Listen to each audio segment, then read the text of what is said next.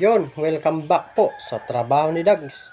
Kung bago ka sa channel na to, huwag sanang kalimutan na mag-like, mag-share, and then subscribe.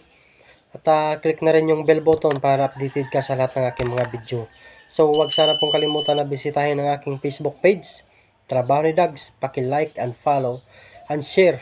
At marami akong ginagawa reels minsan. So, pakisilip na lang, pakiispatan yung aking Facebook page.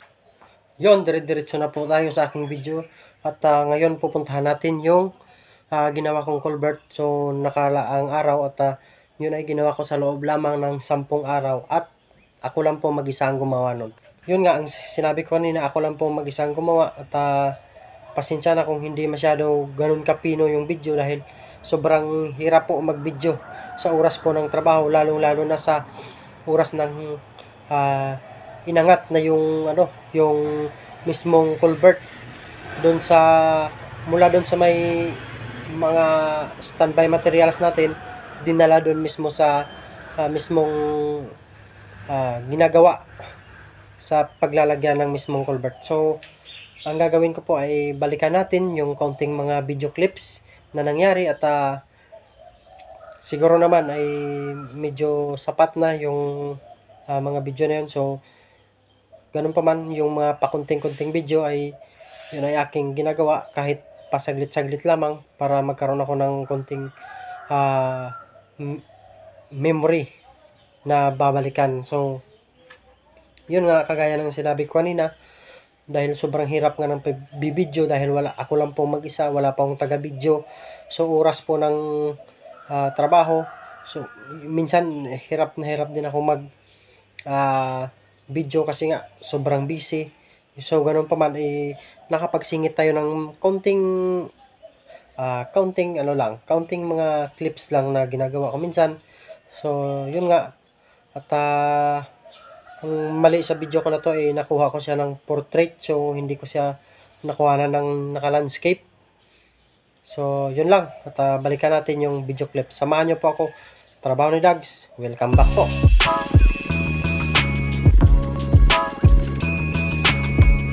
Minsan kasi may bayawak dito na nakasalubong.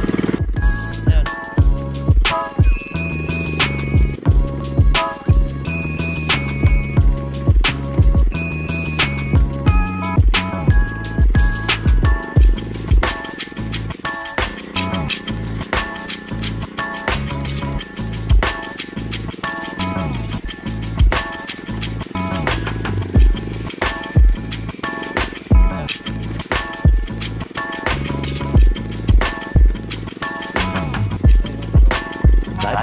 Much later. Oh, what's up mga katrabaho? Ayan po yung trabaho natin ngayon. Ayan. Maglalagay po ako ng culvert. Ayan, ayun yung culvert natin. Ayun. Nandyan din yung mga gamit-gamit natin dyan. Ayan. 4 na piraso po yan, tig 1 meter. Ayan, 1 meter by 150. Ayan, dito po siya. Ayan. Kasi may dito, may kanal. Tapos yung mga nasa likuran doon, parang wastewater ng ng factory ng oil factory. Ayan kung nakikita nyo yung parang tambutso sa taas. Ayan, yan siya. Kasi meron ditong mga maglilipat sila dito ng ng lagayan ng wastewater nila. Ayan, parang pond dito. Hindi naman siya fish pond kasi hindi naman isda yung yung ilalagay, kung hindi waste pond, wastewater. Ayan. Doon po yung backhoe natin sa dulo. Ayan. Malayo. Umulan dito kahapon, kanina. Sobrang putik. Ayan. Ngayon ay tumuyo na. Yun po yung yung tambutso ng factory. Ayan. Ayan. May bubugang usok. Ayan. Hindi siya masyadong kita kasi yung ng kulay. Ayan, ito yung mga ginigiling nila dyan sa sa loob ng factory. Ayan, may bunga. Ayan. Yan yung palm tree. Palm fruit. Ayan. Matinik po yan. So, yun lang mga katrabaho. Uwi na po tayo. Yan.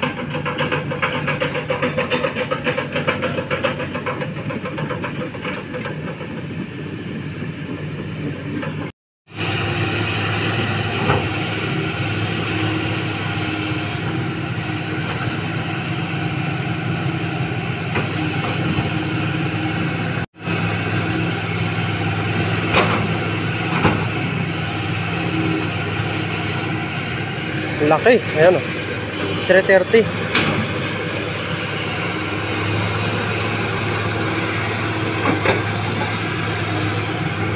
Yan yung mag-aangkat nito. Naayos yung kanal, may gumuho na lupa. Yan. Yan yung mag-aangkat ng culvert.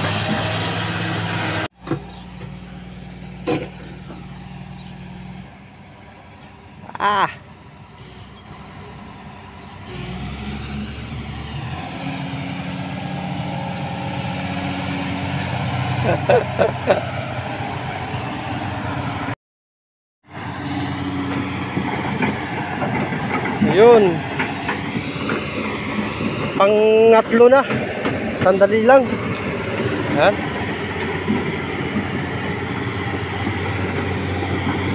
Napaka putik dito, yan, putik malala. Napakagaling ng ano na to, operator. Yan. Tingnan nyo naman.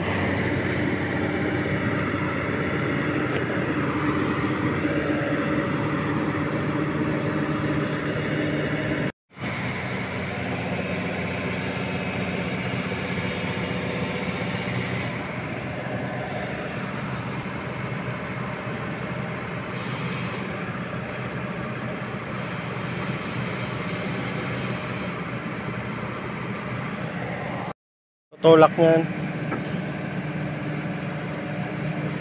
Nandahan.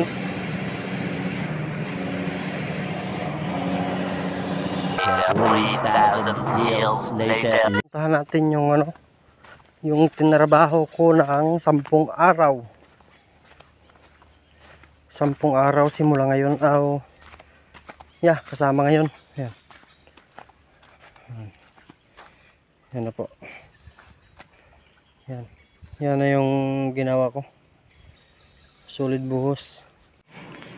Yung pinaka-challenging pala na part dito sa pagtrabaho ko ay yung pagbuhos, kasi yung bawat shoulder na yan inaabot ako ng 2 araw kada side. So 4 mas kasama buhos, 2 araw.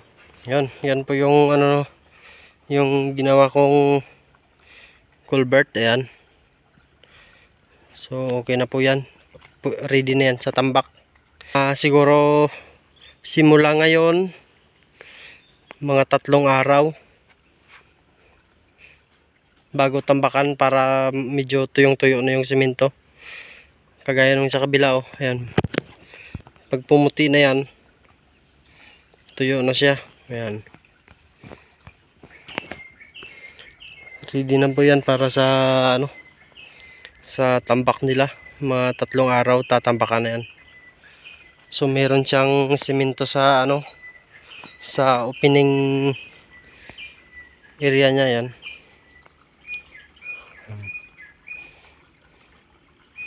Sa ngayon yan lang yung tubig na dumadaloy dyan. Pero pag umulan daw, sabi nung iba rito, mga tauhan nila, kaya raw punuin tong itong culvert na to. Ayan. Kasi dito sa area na to, parang dito lang yung daanan mismo ng tubig eh. Dito lahat sa area na to. Ayan. So dito siya papasok lahat ng tubig. Dito dadaan. Kaya kailangan medyo mataas yung tambak dito para pag mapuno man siya ng tubig, hindi siya aapaw sa kalsada. Yun mga katrabaho, kakatapos lang panoorin ang aking video. So maraming salamat po sa pagsubaybay. So kahit papano ay pagpatuloy natin yung mga nasimula natin sa mga nagdaang taon. So at least kahit pa konti-konti, hindi naman ako na tumitigil sa paggawa ng aking mga video. So yun nga, ang hirap sa buhay ng bilang isang construction worker. So yun, kahit papano ay nakapagtiis tayo at patuloy natin yung paggawa ng kaunting content. So yun nga, maraming salamat po. Trabaho ni Dags. Peace.